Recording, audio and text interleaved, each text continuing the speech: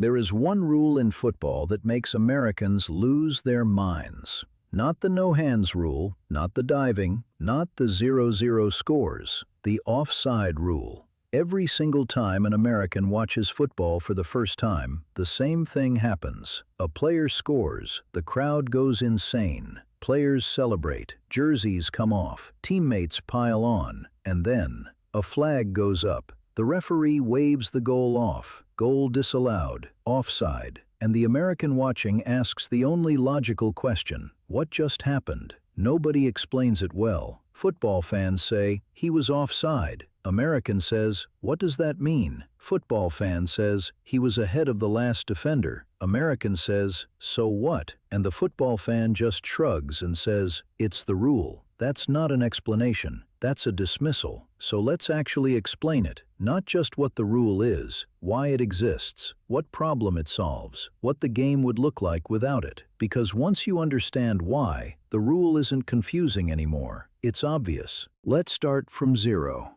Forget everything you know about football. Imagine you're designing a sport from scratch. You have a large field, 2 goals, 2 teams, a ball. The objective, get the ball into the other team's goal. Simple.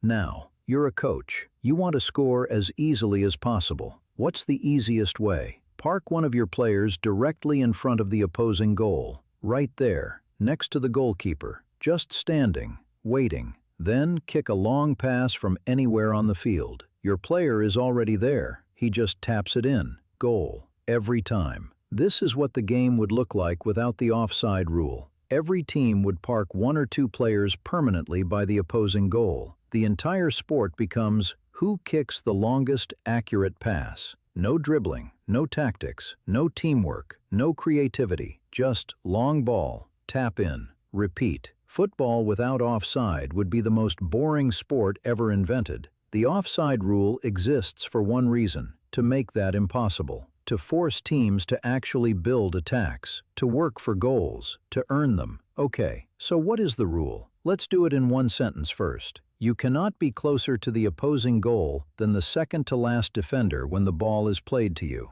That's it, one sentence. But let's break it down, because every single word matters. First, closer to the opposing goal. This means the goal you are trying to score in, the opponent's goal, not your own. If you're in your own half, you literally cannot be offside, ever. This is important. Second, the second to last defender. Why second to last? Because the last defender is almost always the goalkeeper. The goalkeeper stands near the goal. He is technically always the last defender. So the rule is really about the last outfield player, the last actual defender in the field. If you are past him, ahead of him, between him and the goal, you are offside. If you are level with him or behind him, you are onside. Third, when the ball is played to you, this is the part most people miss. Your position when the ball is kicked, not when you receive it, not when the ball arrives at your feet. The moment your teammate's boot makes contact with the ball, that is the exact frame that matters. You can be offside at the moment the pass is kicked, then run back onside while the ball travels, still offside.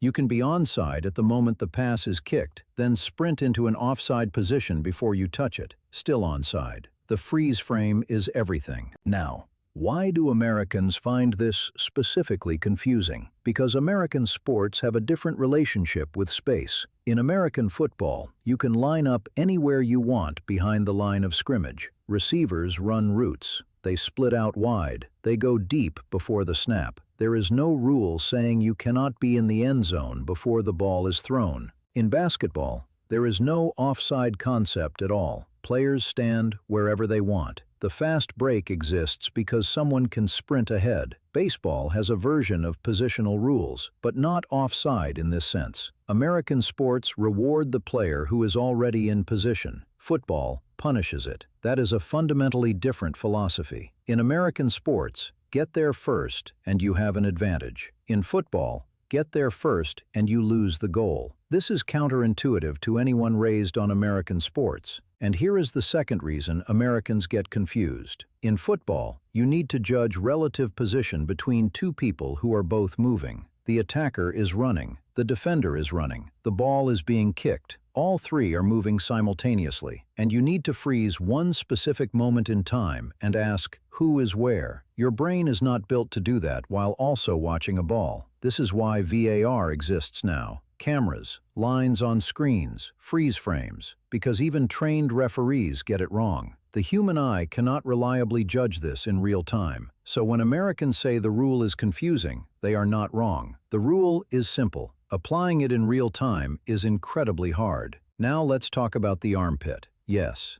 the armpit. This is where football gets genuinely absurd, and also kind of brilliant. The rule says, any part of the body that can score a goal, head, chest, knee, toe, hip, shoulder. If any of those body parts are past the last defender at the moment of the pass, you are offside. Not your whole body, just one body part. In 2021, a goal was disallowed because the attacking player's armpit was ahead of the last defender. His armpit. The margin was less than 1 centimeter. 1 centimeter of armpit. Goal disallowed. Team loses the match. Season affected. This caused a genuine debate across world football, because an armpit cannot score a goal. An armpit has never scored a goal in the history of football, so why does it count for offside? The answer goes back to the original purpose of the rule. Any part of the body that gives you a positional advantage counts, and your shoulder and armpit area, even if they can't score, can give you a first step advantage, a half step ahead on your first stride when you receive the ball. The rule is trying to prevent any kind of positional cheating, even a centimeter of it. Is that going too far? Many people think yes.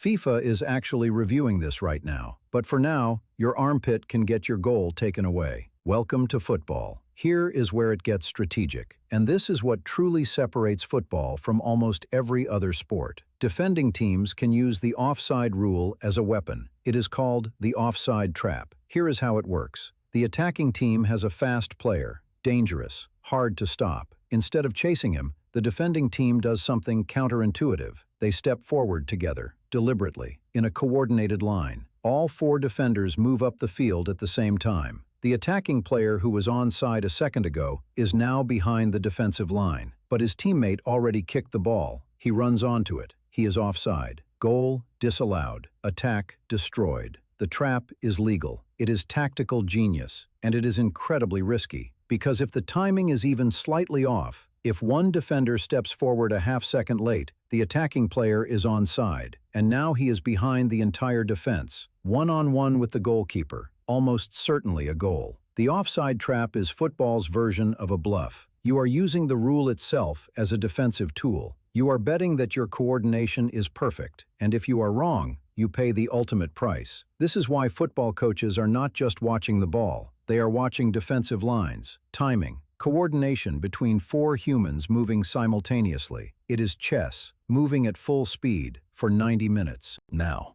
you understand the rule. You understand why it exists. So why do football fans, people who have loved this sport their whole lives, still hate the offside rule sometimes? 3 letters, VAR. VAR stands for Video Assistant Referee. It was introduced at the 2018 World Cup, then rolled out across major leagues, Bundesliga and Serie A from 2017 to 18, the Premier League from 2019 to 20. The idea was simple. Use technology to get offside decisions right. Cameras, frame-by-frame analysis, lines drawn across the pitch, correct decisions every time. Sounds good, in theory. Here is the problem. To judge offside accurately, VAR needs the exact frame when the pass was kicked, but cameras do not record at infinite speed. A standard broadcast camera records 50 frames per second. That means each frame represents 20 milliseconds of real time. In 20 milliseconds, a fast player can move several centimeters. So the margin of error built into VAR is several centimeters at minimum. But VAR draws a line to the millimeter and disallows goals on margins that are smaller than the camera's own margin of error. This has happened in real matches, multiple times.